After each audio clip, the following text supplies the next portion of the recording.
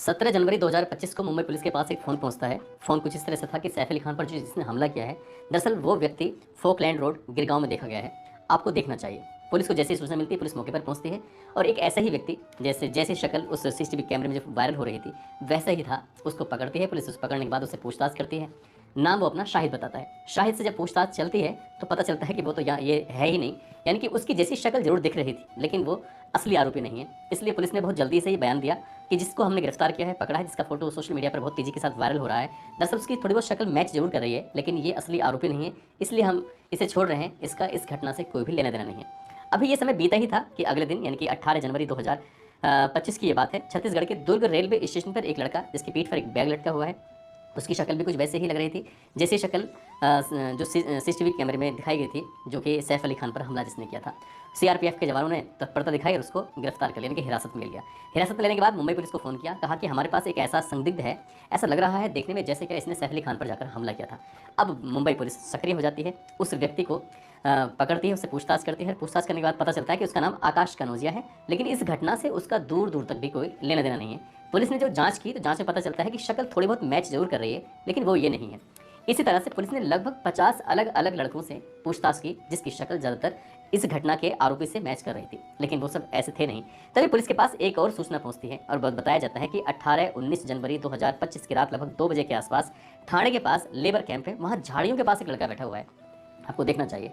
Police जाती है, उसको पकड़ती है और पकड़ने के बाद उससे नाम पूछती है कि तुम्हारा नाम क्या है। तो कहता है मेरा नाम विजय दास है। विजय दास को जब पुलिस हिरासत में लेती है, उससे पूछताछ करती है, उसके आधार कार्ड, पैन कार्ड, जो भी उसके पास एक प्रूफ करने वाले कि ये इसका पहचान पत्र है, लेकिन वो ऐसा कोई पहचान दे नहीं पाता। इसलिए जब उससे और जब जांच पड़ताल की जाती है तो पता चलता है कि उसका असली नाम है मोहम्मद शरीफुल इस्लाम शहजाद।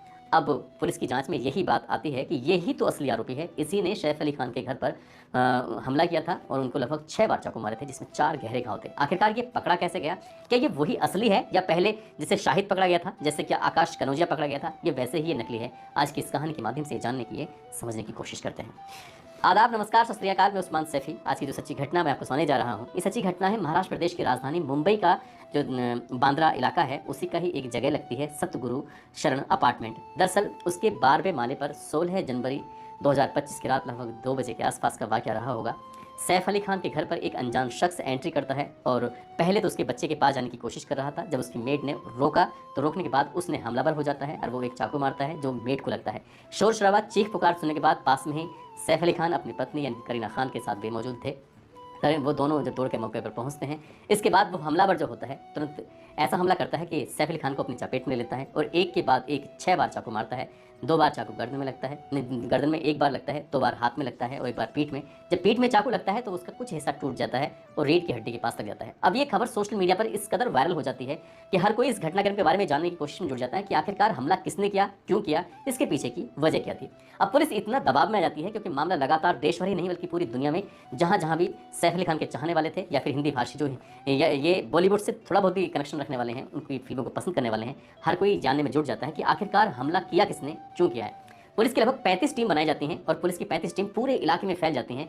ये ढूंढने के लिए हर एक छत पे छोटी से छोटी चीज़ को देखा जाता है, परखा जाता है कि आखिरकार क्या हुआ, कैसे हुआ। पुलिस ने, क्योंकि जितने भी हाईटेक सिटियाँ होती हैं, हाईटेक सिटी के अंदर जो कैमरे लगे होते हैं, उस कैमरे की मदद से आदमी का चेहरा भी डिटेक्ट कर लिया जाता है। साथ ही अगर किसी वाहन से वो घूम रहा है तो उसके वाहन भी डिटेक्ट कर लिया जाता है। और ऐसे ही एक बाइक ऐसी मददगार साबित होगी, पुलिस ने कभी सोचा नहीं था। पुलिस ने उस घर की जो अपार्टमेंट है उसके जो सीसीटीवी कैमरे लगे हुए थे, उन सीसीटीवी कैमरे को खंगालना शुरू किया है तो एक कैमरा ऐसा पाया गया जिसमें 1:36 के आसपास 33 मिनट के आसपास एक व्यक्ति जो 12वें फ्लोर की तरफ जा रहा था और साथ ही जब वापस लौट कर आता है, लगभग 55 मिनट का अंतराल होता है जब वो ये हमला करके आता है, तो उसका चेहरा जाते हुए तो आता नहीं है, लेकिन जब वापस वो आ रहा है लगभग 55 मिनट के बाद, तो उसका चेहरे पर कोई भी कपड़ा नहीं था, लेकिन जाते हुए वो नकाबपोश की भूमिका में था। अब यहाँ चेहरा दिख रहा है, उसके चेहरे को डिटेक्ट करना शुरू किया उन कैमरों की मदद से, सीसीटीवी कैमरों की मदद से, जो कि शहर के अलग अलग हिस्सों में लगे हुए थे। पुलिस की टीम यहाँ भी लगी हुई थी। पुलिस ने जब ढूंढना पड़ताल करना शुरू किया है तो आखिरकार पुलिस को कुछ सफलता मिलती है। पुलिस ने आखिरकार इस व्यक्ति को हिरासत में लिया और हिरासत में लेने के बाद जब कुछ जांच पड़ताल करते हैं, पूछा जाता है कि आखिरकार वो कैसे, जब उसने सैफ अली खान पर हमला किया था, हमला करने के बाद यहाँ चीख पुकार मचती है। उसके बाद घर के लोग सक्रिय हो जाते हैं और सक्रिय होने के बाद क्योंकि सैफ अली खान गंभीर रूप से घायल होते हैं, उनकी तत्काल प्रभाव से हॉस्पिटल लेके जाने की कोशिश कर रहे थे और ऑटो के माध्यम से उन्हें लीलावती के हॉस्पिटल में एडमिट करा दिया जाता है। और जो ये आरोपी होता है, हमलावर होता है, वो एक गार्डन में जाकर छिप जाता है।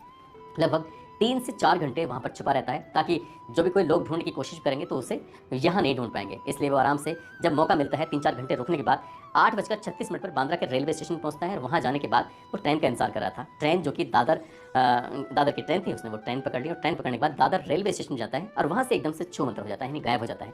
अब उसको ढूंढना था। आखिरकार इसी जो सीसीटीवी कैमरे में उसका चेहरा थोड़ा और साफ मिलता है, यहाँ से डिटेक्ट करना शुरू किया। जब डिटेक्ट पुलिस कर रही थी तो पता चलता है कि 1 जनवरी को इसी तरह की शक्ल का एक व्यक्ति जो कि बांद्रा में दिखाई देता है। अब उसके बाद फिर क्योंकि जो सीसीटीवी कैमरे शहरों में लगे होते हैं, हाईटेक सिटी में लगे होते हैं, तो उनके पास कई दिनों का बैकअप सीसीटीवी में होता है, कहीं 15 दिन का, कहीं 2 महीने का, कहीं 3 महीने का, इस तरह से बैकअप पुलिस के पास होता है। अब पुलिस ने ये देखने की कोशिश की कि आखिरकार इस शक्ल का व्यक्ति कहाँ कहाँ घूम रहा है, तो पता चलता है कि 9 जनवरी 2025 को अंधेरी में बाइक पर दो व्यक्ति होते हैं, बाइक पर 2 साथी होते हैं, वो घूम रहे थे। उसको पुलिस डिटेक्ट कर लेती है। अब डिटेक्ट करने के बाद वो कहाँ जा रहा है कहाँ नहीं, तो जैसे ही वो पहले रास्ता पूछता है, वैसे ही बैग उसके पीठ पर लटका हुआ है और वो आराम से निकल जाता है। लेकिन जा जरूर रहा था, बाइक का नंबर सीसीटीवी कैमरे में कैद हो जाता है। और जब बाइक का नंबर सीसीटीवी कैमरे में कैद हो जाता है तो ये पता करने की कोशिश की जा रही थी कि आखिरकार ये बाइक है किसके नाम। तो पता चलता है कि ठाणे के लेबर कैंप में रहने वाले एक शख्स की बाइक होती है। पुलिस अब अपनी टीम अपना जाल बनाती है, जाल बिछाती है और सीधा इसके ठाणे के लेबर कैंप में पहुंच जाती है। पुलिस जैसे वहाँ पहुंचती है, फोटो दिखाया जाता है, पूछा जाता है कि क्या इस शक्ल का कोई व्यक्ति यहाँ रहता है। दरअसल वहाँ पर हाउसकीपर जो घर में जिससे महिलाएं मिलकर काम करती हैं, वैसे पुरुष भी काम करते हैं। तो ये व्यक्ति घरों में काम करता था और आखिरकार पुलिस ने जब इसको पकड़ने की कोशिश की तो पता चला कि ये 18-19 जनवरी 2025 की रात लगभग 2 बजे के आसपास का वाक़या रहा होगा। ठाणे के ही एक लेबर कैंप की झाड़ियों के पास ही छिपा हुआ था। पुलिस ने इसको गिरफ्तार किया। गिरफ्तार करने के बाद इससे पूछताछ की, इसकी जो शक्ल का मिलान किया, मैच किया, तो ये बिल्कुल मैच करने लगता है। आखिरकार पुलिस ने इससे पूछा कि तुम्हारा नाम क्या है, तो उसने अपना नाम बताया विजय दास। विजय दास मेरा नाम है। लेकिन पुलिस ने कहा कि तुम्हारे पास कोई आधार कार्ड, कोई पैन कार्ड, कोई पहचान पत्र, कुछ भी जो हो उसे दिखाओ, ताकि ये साबित हो सके कि आखिरकार तुम विजय दास हो। जब वो कुछ नहीं दिखा पाता है, इसके जो साथ के लोग होते हैं उनसे पूछताछ की जाती है तो बताते हैं कि इसका नाम तो कुछ और है, यानी कि इसका नाम है मोहम्मद शरीफुल इस्लाम शहजाद। अब उसे पूछा जाता है कि तुम्हारे पास आधार कार्ड या पैन कार्ड, कोई भी ऐसी दस्तावेज जिससे कि ये पहचान हो सके। वो कोई दस्तावेज दे नहीं पाता, इसलिए इसे जब पूछताछ करते हैं, बातचीत करते हैं, तो पता चलता है कि 6-7 महीने पहले ये आया है, बांग्लादेशी है। लेकिन बांग्लादेशी है ये है या नहीं है, ऐसा भी कोई दस्तावेज नहीं पाया जाता। अब वो पुलिस इसको कोर्ट में पेश करती है। कोर्ट में पेश करने के बाद कहती है कि ये वही व्यक्ति है जिसने क्या सैफ अली खान के घर पर 12 माले पर पहुंचता है। लगभग आधा पौन घंटे से ज़्यादा ये उसमें आधे पौन घंटे लगभग 15 मिनट के आसपास ये बाथरूम के अंदर छिप जाता है। जब मेड आती है तो मेड आने के बाद ये वहाँ पर छुपा हुआ रहता है। और ये जब बेटे की तरफ जाने की कोशिश कर रहा था, जो जे है था, लेकिन मेड ने उस बच्चे की हिफाजत के लिए आगे बढ़ती है।